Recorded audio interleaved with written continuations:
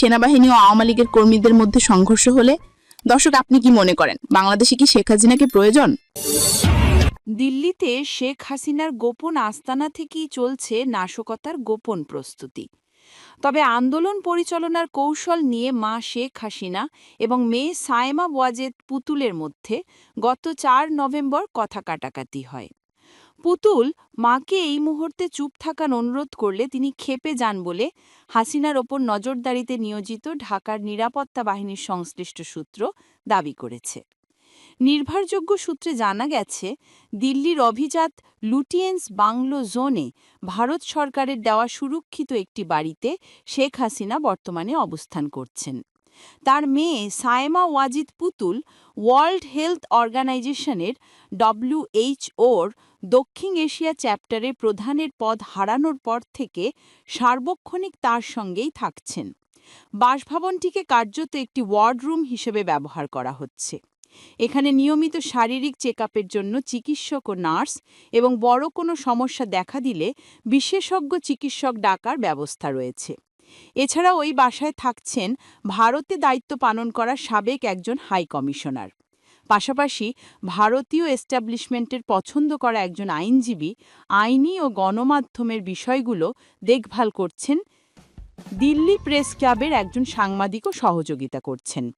সম্প্রতি বিভিন্ন সংবাদ মাধ্যমে প্রকাশিত সাক্ষাৎকারের প্রশ্নের উত্তরগুলো তারা দেখভাল করেন বলে জানা গেছে।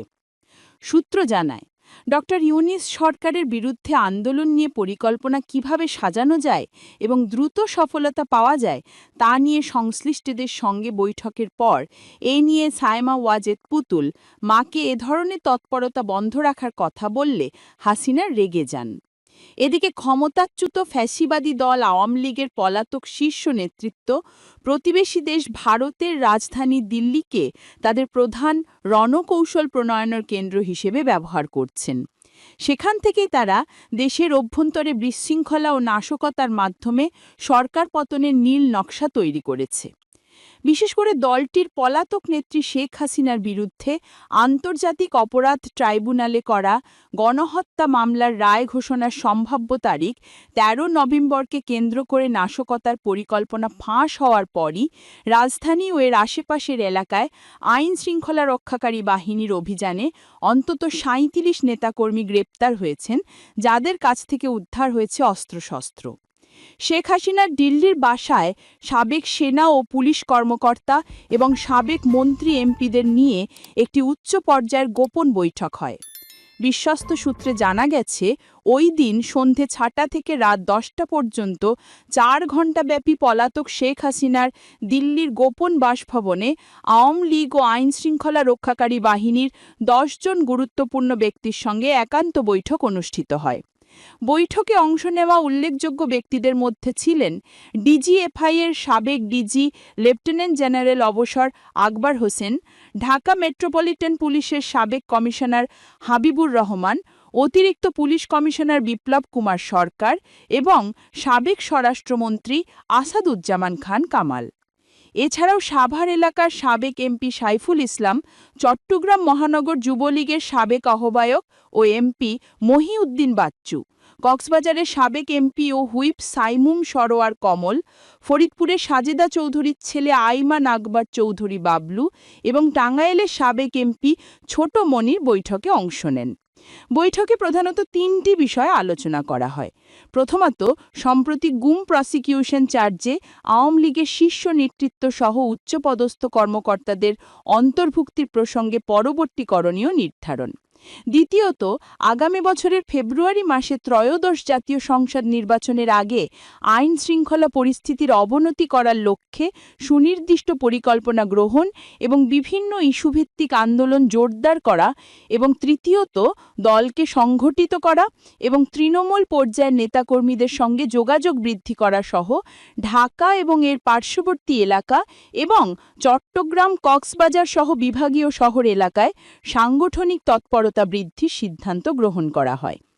নাশকতার পরিকল্পনা বাস্তবায়নের জন্য অর্থ যোগান দেওয়া নিয়েও পলাতক নেতাদের মধ্যে তীব্র অসন্তোষ দেখা গেছে।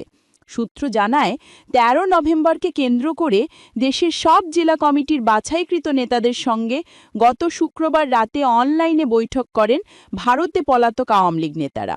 এদের মধ্যে উল্লেখযোগ্য হলেন কার্যক্রম নিষিদ্ধ আওয়ামী লীগের যুগ্ম সাধারণ সম্পাদক মাহবুব উল হানিফ, প্রেসিডিয়াম সদস্য জাহাঙ্গীর কবির নানক, যুবলীগের সাবেক সাধারণ সম্পাদক মির্জা আজম, গাজীপুরের সাবেক মেয়র জাহাঙ্গীর আলম এবং ক্যাসিনো সম্রাট খ্যাত যুবলীগের সাবেক নেতা ইসমাইল চৌধুরী সম্রাট। বৈঠকে প্রতিটি উপজেলা থেকে অন্তত ২০০ জন করে নেতাকর্মীকে ঢাকায় জড়ো করার ওপর জোর দেওয়া হয়েছে। নেতাকর্মীদের ইতিমধ্যে ঢাকা এবং আশেপাশের থানাগুলায়, বিশেষত কেরানীগঞ্জ, সাভার, আশুলিয়া, ধামরাই, দোহা, নবাবগঞ্জ, রূপগঞ্জ, ফতুল্লা সহ নারায়ণগঞ্জের সাইনবোর্ড ও ছাসারায় জড়ো করতে নির্দেশনা দেওয়া হয়েছে।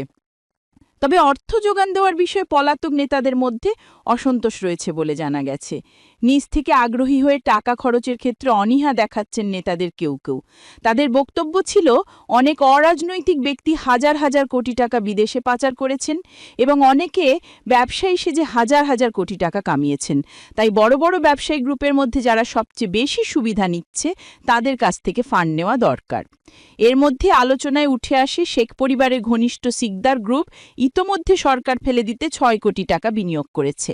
এর পাশাপাশি নেতাদের মধ্যে অসন্তোষ আরও বাড়ে যখন জানা যায় দেশের প্রত্যন্ত অঞ্চল থেকে আসা আবেগী নেতাকর্মীরা জীবনের ঝুঁকি নিয়ে ঢাকা শহরে গুলির মুখে মিছিল করছেন, কিন্তু তাদের মাত্র ২,০০০ কিংবা ৫,০০০ টাকা দেওয়া হচ্ছে, যা কোনোভাবেই গ্রহণযোগ্য নয়।